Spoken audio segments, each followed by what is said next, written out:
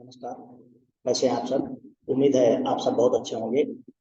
आज हम आप लोगों को अल्ट्राड सेंसोरियम यानी कि अनकॉन्शियस पेशेंट के बारे में बताने वाले हैं। आप लगातार अगर हमारे वीडियो देखना चाहते हैं तो हमारे चैनल निरोगी काया को सब्सक्राइब कर लें और उस पर जो भी वीडियो हैं वो प्रॉपर देखें, जिससे आपका मेडिकल नॉलेज काफ़ी ज़्यादा इन्हेंस होगा और आप एक बेटर डॉक्टर बन पाएंगे। तो आज हम आपको बताएंगे। वैसे ये तो सभी लोग जानते हैं कि अगर कोई कॉन्शियस पेशेंट है, होश में है, तो पेशेंट बता सकता है कि हमें कौन सी दवाई लेनी है, कैसे हमें क्या प्रॉब्लम हुई है और कितनी प्रॉब्लम है। लेकिन जब कोई पेशेंट अनकॉन्शियस होता है, जिसको ब्रेन से संबंधी समस्या होती है, न्यूरो की समस्या होती है, बेहोश होता है, और ऐसे में अब डॉक्टर को क्या करना है बिना न्यूरो के डॉक्टर के, तो ऐसे में ये एक बहुत बड़ा चैलेंजिंग फेज होता है। क्योंकि मान लीजिए कोई पेशेंट रात में 2 बजे आपकी क्लिनिक पे आता है, लेकिन वहाँ पे न्यूरो का डॉक्टर उपलब्ध नहीं है और सुबह न्यूरो का डॉक्टर मिलेगा। अब 6 घंटे आपको पेशेंट को मैनेज करना है, तो आप कैसे मैनेज करेंगे? तो इसके लिए जो बेसिक चीजें हैं न्यूरो के बारे में, खासकर अनकॉन्शियस पेशेंट के बारे में, तो उसके बारे में समझना आपको बहुत ज्यादा जरूरी है। तो सबसे पहले हम बात करते हैं अल्ट्राड सेंसोरियम। अल्ट्रा सेंसोरियम यानी अनकॉन्शियस पेशेंट, ऐसा पेशेंट जो कि क्या होगा, बेहोश होगा, मतलब सेंस में नहीं होगा। अब अगर साइन की बात की जाए, क्या क्या साइन होंगे होंगे तो साइन आपको पता ही है। जो डॉक्टर चेक करता है उसको हम साइन बोलते हैं, और जो दिखता है उसको हम सिम्टम बोलते हैं। तो साइन में सबसे पहला पेशेंट को ड्राउजीनेस होगा। अगर डॉक्टर चेक करता है कि पेशेंट ड्राउजी है और उसको छूने पे या कुछ चीज चुभ से वो उठ के खड़ा हो जाता है, इट मीन्स कि पेशेंट क्या है, ड्राउजीनेस में है। दूसरी नंबर की बात आती है कि कंफ्यूजन हो सकता है पेशेंट को, डिलीरियम हो सकता है, मतलब पेशेंट अलाम बड़ा पड़ रहा है, उल्टा सीधा बोल रहा है, गाली दे रहा है, तो ये कंफ्यूजन का पेशेंट होता है।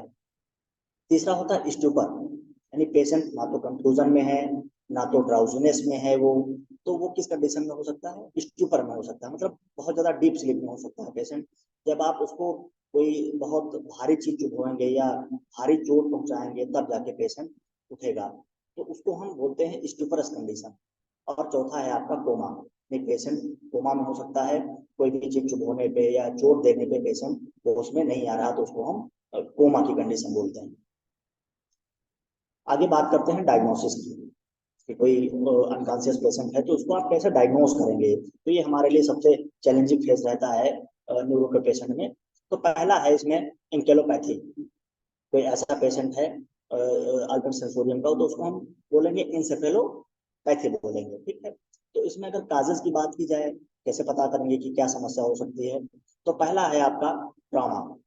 पेशेंट को बाइक से जा रहा था, अचानक से लड़ा और उस बेहोश हो गया, तो उसको हम बाइक इंजरी बोलेंगे, यानी ट्रॉमा की कंडीशन में आता है। कोई ऐसा मरीज है जिसको इन्फेक्शन हुआ है ना, तो इन्फेक्शन मेनली इंकेफेलाइटिस होता है। इंसेफेलाइटिस लगभग 90% पेशेंट को इंसेफेलाइटिस देखा गया है। फीवर, अगर इन्फेक्शन का केस है तो पेशेंट को बुखार आना ही आना है। अब वो मलेरिया की वजह से हो सकता है, मेनिंजाइटिस की वजह से हो सकता है, और एप्सस की वजह से फीवर हो सकता है। जब भी आप मेनिंजाइटिस की बात करते हैं और इंसेफेलाइटिस की बात करते हैं, तो इसको कैसे आप डिफरेंशिएट करेंगे?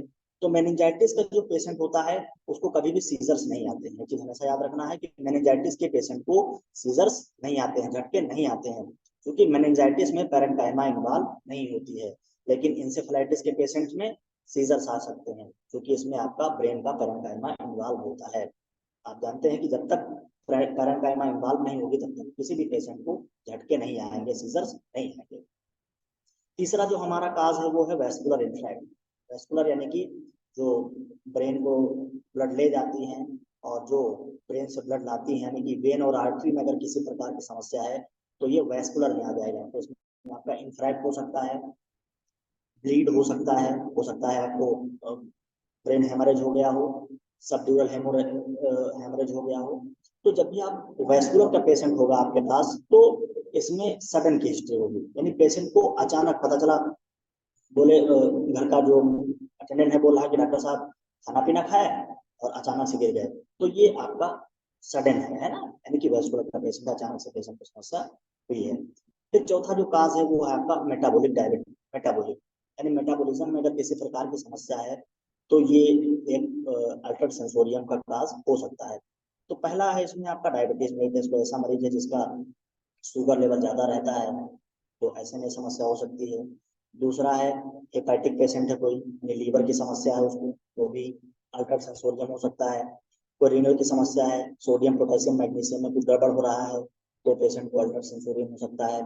पेशेंट को हाइपोक्सिया है, यानी कि ब्रेन में ऑक्सीजन की कमी है, तो भी यह समस्या हो सकता है।